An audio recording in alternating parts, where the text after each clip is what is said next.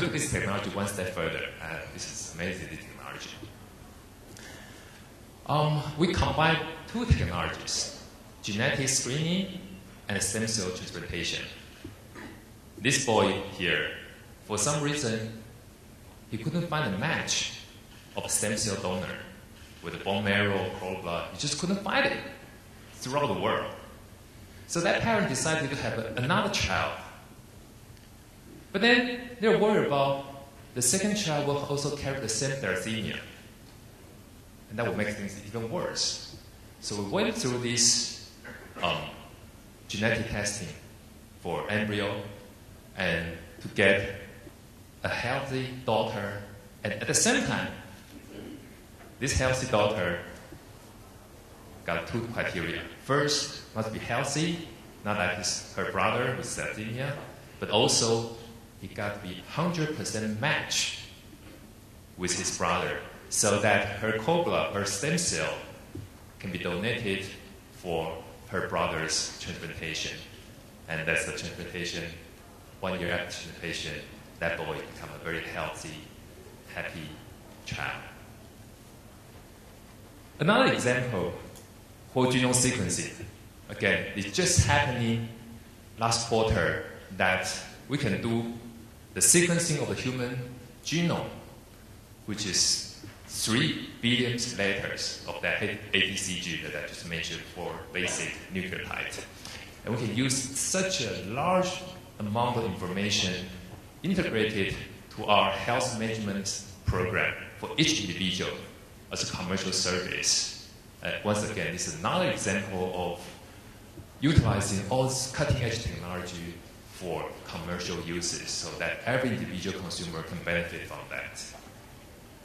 There are also all kinds of stories. We use the stem cell for transplantation. Those are all real story, the true story of saving lives. This is one example before and after our stem cell transplantation. So with that, I'd like to move gear to talk about how we did it. I just show you what we did, and then the next session I'm going to talk a little bit about how we did it. Actually, innovation is not always that rosy or romantic. Innovation, the journey of innovation is full of danger, threat, and traps. Last time I used this diagram is to show the quality system. So let me explain this diagram first, and then I'll move on to the innovation journey. I use this diagram to illustrate that in a quality system, quality assurance is a basic element through a cycle of PDCA to create a spinning cycle and keep this quality system moving forward. But maybe this spinning momentum is not strong enough.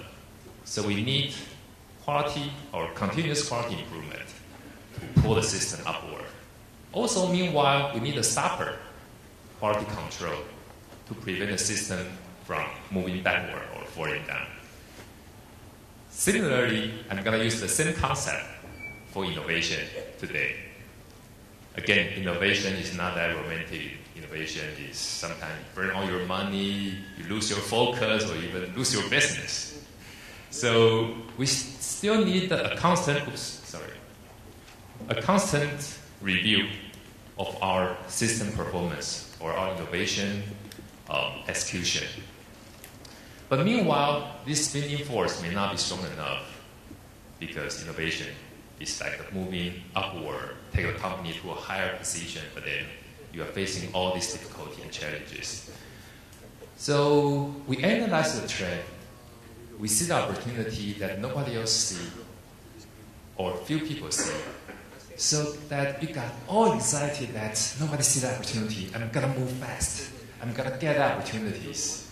So that's a very important element of innovation. It's not like pushing or forcing people to do that. You got all excited because you foresee the future, because you predict what's going to happen in the industry. And from the bottom of your heart, you got fire in your belly, and you want to pursue that. So that's one of the driving force. And then, of course, there are motivation, incentive, and so on, is a driving force. And also I'm talking about a stopper, a mechanism to prevent the system from moving backward. So let me start with the positive way, how to create a driving force to move upward. The first thing, like I told you, we spend quite a bit of time to study the market. I can overemphasize the importance of studying the market by looking back, analyzing what's happening, not only right now, but also look back, what happened in the past, to study the history, really understand what happened in the past in our industry or related industries, and then analyze the current trend, and then predict what's going to happen in the next 1 to 10 years in our industry, so that you can see the opportunity, you see business opportunity that nobody else sees, and that's a very important motivation in our company. We always say, wow, we got to move faster because nobody else sees the opportunity. That's what we did for our prenatal genetic testing. We found out in our public health system, we need to move from a very expensive therapy treatment to preventive medicine. So we pump in a lot of resources into preventive medicine, and that's how we come up with prenatal genetic testing. So that's the first thing, first motivation. Also, we build out incentive system for our staff. So they love to be innovative, creating something new. Not only, of course, money, there's bonus, there's incentive scheme, but also we really know how to party, we really know how to celebrate every time. Just give you an example. Every award-winning ceremony, we also party, we celebrate. New venture, as an example, when we announced our new joint venture with Fastcom, the very next day, we got a big party to get all the employees come back to headquarters, and we celebrate open champagne. IPO, when the company went public, we really party. We even rented a boat and cruising along the river, and at the end of cruise, firework, to really motivate them, say, wow, next time, if I set a goal of going public and not IPO, then this is a moment we need to remember so that you won't complain you're hardworking. All right, another driving force to move the the innovation system upward is to see the value of innovation from different perspectives. One example, a lot of people think innovation is burning the money before you can make any profit. It's going to be a long journey of wasting a lot of money, research funding, and so on. No, we look at it from a different perspective. Innovation, even before a successful commercialization, can actually reduce our cost in terms of every time we announce some new product, some breakthrough, you see all this news coverage talk about our company. And that really saves a lot of marketing cost. And more importantly, the brand awareness and brand preference and brand characteristics.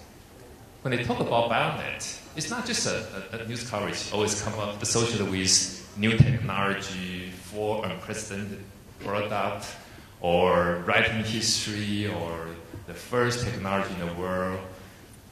Always a very positive contribution to our brand characteristics or awareness. And quite honestly, they also help us in a capital market. Our company always enjoy a better PE ratio in our stock market. Compared to other companies in our stock market or even in the same biotech sector, our PE ratio have been always, I would say, 40, 50 times higher than other companies in the same region.